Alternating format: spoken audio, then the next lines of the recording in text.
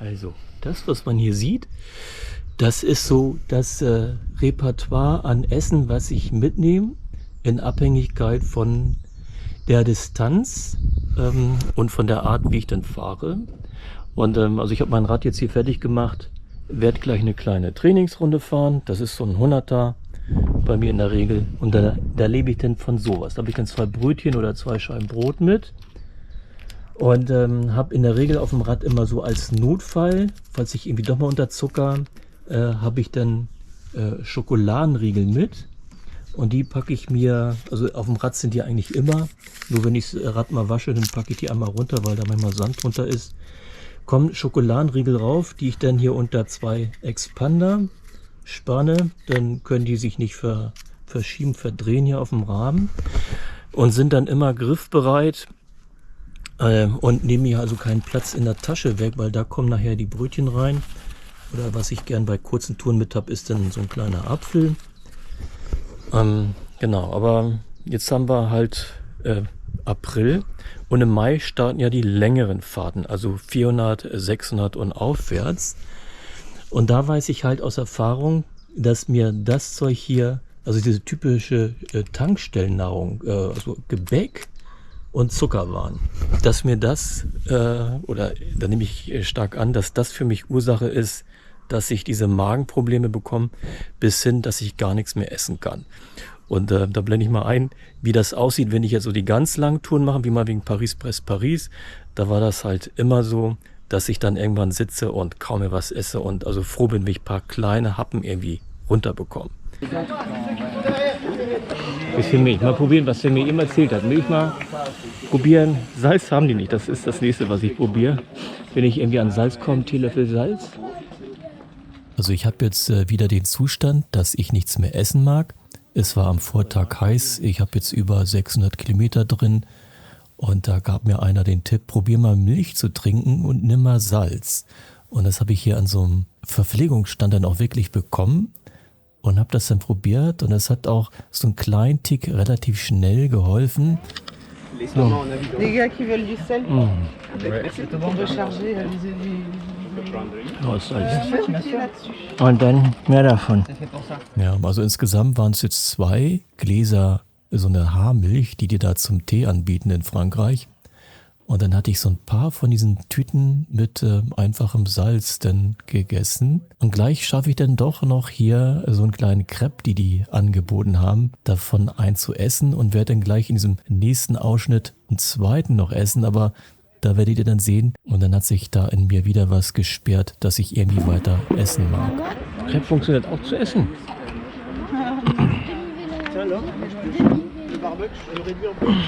Und ich glaube, jemand, der das noch nicht hatte, der kann sich nicht vorstellen, dass der Körper einem verweigert, irgendwas zu essen. Also es hört sich einfach an. Du was rein, kau ein paar Mal, schluck runter. Aber es hat nicht geklappt.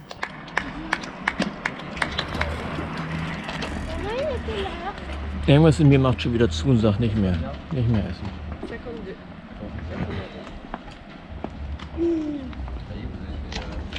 Ich glaube, kann man sich nicht vorstellen, dass der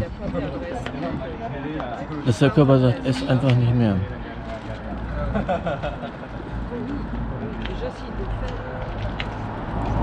Oder wie beim 600er, wo ich dann irgendwie ein Dal esse, was mir dann sehr gut bekommt. Also das ist eigentlich das Schönste, was ich machen kann, ein Dal.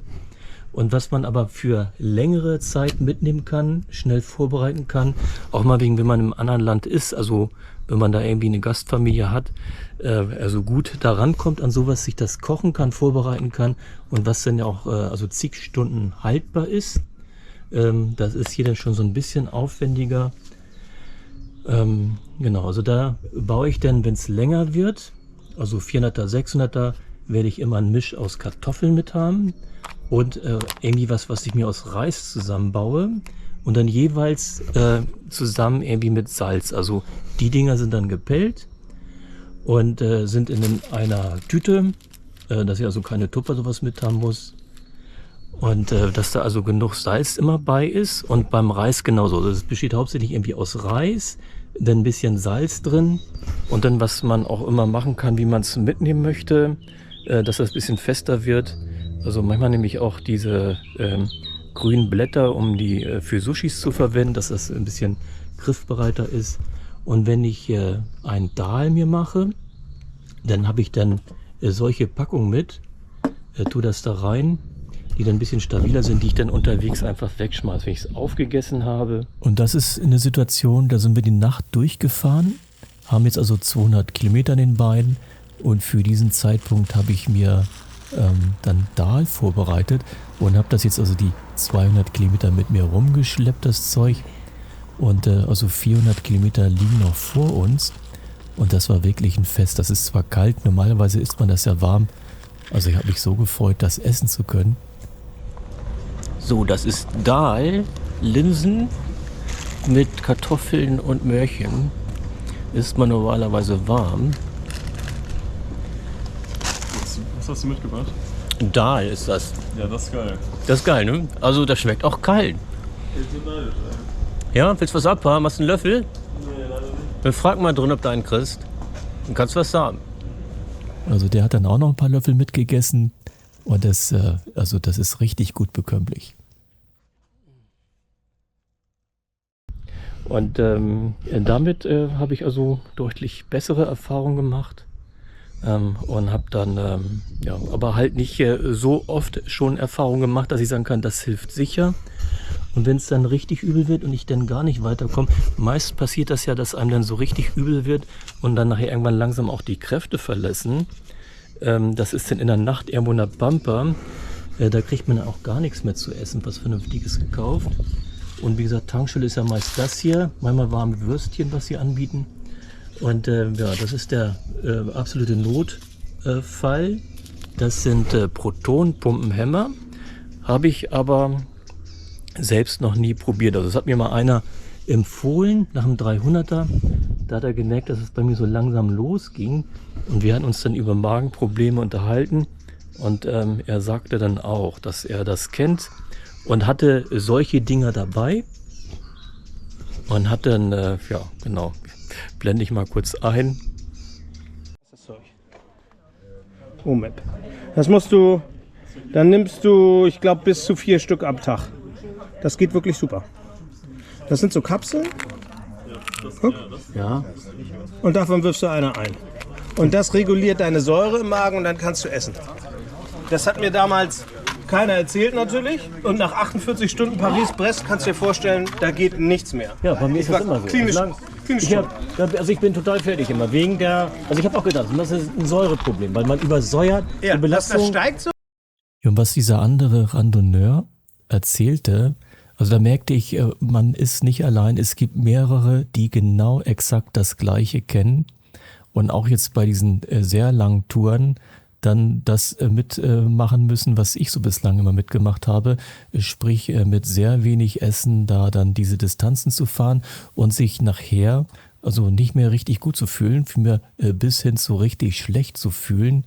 Und ich hatte die Kamera noch ein bisschen mitlaufen, das ist also jetzt nicht direkt gefilmt, aber die Tonspur war ja mit dabei. Ist vielleicht nicht ganz so gut verständlich. Ich lasse noch mal einen Augenblick davon mitlaufen. Können und den Rest nicht. Also mir hat mal beim 600er hat einer gesagt, er ist Paris ohne Essen gefahren. Und ich gesagt, du bist bekloppt, das kann doch keiner machen. Ne? Und ich habe es selber erlebt. Also ich habe extremst wenig gegessen. Ich habe das mal aufgenommen, was ich gegessen habe. Das ist total wenig. Ne? Und du sitzt auch total scheiße. Klaus hat dann immer gesagt, soll ich dir auch was holen? Ja, okay, hol einen Teller. Der Klaus aus Hamburg. Nee, Klaus, das ist der da steht hier mit dem... Mit der Weste. Ja, genau. Ja. Und der war immer am Futter. Und du sitzt da gegenüber und du isst genau 3 Löffel und dann gehst du raus und stellst dich an die Tenne und dann kommt's nun oder kommt's nicht. Und mit dem ist das vorbei, mit dem Zeug? Absolut. Das gibt's in der Apotheke buchstabenfrei. Ja. Und wenn du da hingehst, ich hole mir immer so 4 Pakete und dann sagen sie, ganz ehrlich, Sie müssen mal zum Arzt gehen, wenn Sie so säuremäßig Probleme haben. Ja. Sodbrennen und so. Und dann sagt sie, nein, ich mache extrem Radsport und so. Ich fahre 1200 Kilometer am Stück und ach so, na dann. Und dann hatte ich mir solche Dinge besorgt. Also gibt es als Name-Produkt, aber auch so als No-Name-Produkt, kosten so 20 Stück, kosten irgendwie 3 Euro. Also ist nicht viel, aber ich selbst habe es noch nicht probiert. Und würde das auch vorsichtig verwenden. Also wenn der Körper eh schon so am Ende ist und die Belastung weiterhin läuft, dann hätte ich noch keine Idee, was diese Protonpumpenhämmer denn an Auswirkungen haben. Ja, also das ist so das Setup von der Ernährung, wie ich das mache. Eine Zeit lang hatte ich mal in den Flaschen dann und dann auch in der Tüte Maltodextrin, also diesen Zucker, der oft auch in den Gels drin ist, als Kohlenhydrat. Da hatte ich mir mal so einen Kilosack gekauft, oder vielmehr 5 Kilo waren das sogar. Aber das habe ich irgendwann in die Tonne geschmissen. Also das funktioniert bei mir auch nicht. Das Zeug ist so elendig süß. Und ja, also wollte ich nicht. Da hat der Körper also wenn diese Phase kommt, wo diese Probleme richtig anfangen und richtig da sind, dann verweigert mein Körper wirklich alles, was nicht herzhaft ist. Da wollte ich immer Suppen. Und dann ist, wie gesagt, dann ist sowas super, aber man kriegt es halt nicht. Ne? Man müsste im Restaurant irgendwie einkehren, um dann sowas zu bekommen. Eine Suppe oder so ein Linsendahl. Und unterwegs entwickelte ich richtig Appetit auf Suppen. Und bei so größeren Events wird das ja sehr oft angeboten. Und da hatte ich mich dann wirklich gefreut, dann bis zum nächsten Kontrollpunkt zu kommen, um mir da dann so eine kleine Schüssel mit Suppe zu kaufen. Und die hat mir dann auch wirklich gut getan. Aber da ist natürlich nicht viel an Energie drin. Und sah dann halt, die anderen packten sich da ihre ganzen Teller voll, wie beim Mittagessen. Mit, also ein Großgericht plus halt noch ein paar Nebensachen. Und haben das dann alles gegessen. Und ich hatte dann so ein kleines Schüsselchen Suppe da und musste dann damit wieder die nächste Distanz überwinden. Und also Suppe klappt sehr gut. Was halt schön herzhaft ist, was bekömmlich ist, was Maximum reizarm ist für den Magen und der das dann puffert. Ja. Und mit habe ich auch auf Reisen immer so kleine Stücke Ingwer. Die sind auch gut, wenn man merkt, es geht langsam los am Ingwer knabbern. Ne? Kann ich nur empfehlen. Ist ein tolles Produkt. Und dann bleiben die Dinger hoffentlich immer nur so als Notfalltütchen. Und dass ich sie nicht brauche. So, jetzt kommt da noch Püree drauf. Und das ist jetzt eine Szene, wo ich also nach 1000 Kilometern mit wenig Essen nun endlich wieder richtig Hunger und Appetit bekam und dann irgendwie auch vorher gemerkt habe, so jetzt kann ich was essen. Ja, und diesen Riesenberg habe ich auch wirklich aufbekommen. Und danach war das also für lange Zeit dann wieder gut, das Gefühl im Bauch. Ja, ich werde mal so ein Community-Umfrage da einstellen. Also mich würde da mal wirklich interessieren, ob das der ein oder andere auch so hat. Und wenn es einer hat, dann freue ich mich diesmal echt über einen Eintrag irgendwie als Kommentar, wie ihr das handhabt oder auf was ihr setzt bei der Ernährung, um dem vorzubeugen, dass ihr das halt nicht bekommt. Ne?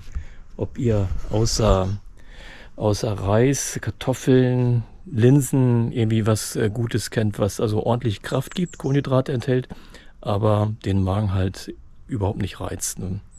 Und also das ist, was man so herzhaft nennt. Ich hatte auch mal überlegt, halt hier mit Sushis zu machen, weil ich mir generell gern Sushi mache, aber in der Regel ist es ja warm und da habe ich dann Sorge, dass mir der Fisch verdirbt. Man ist ja dann doch irgendwie 20, 30 Stunden plus unterwegs im Sommer und dann so, rohen Fisch da drin ist, glaube ich, nicht so gut. Ja, also wir sehen uns auf der Straße.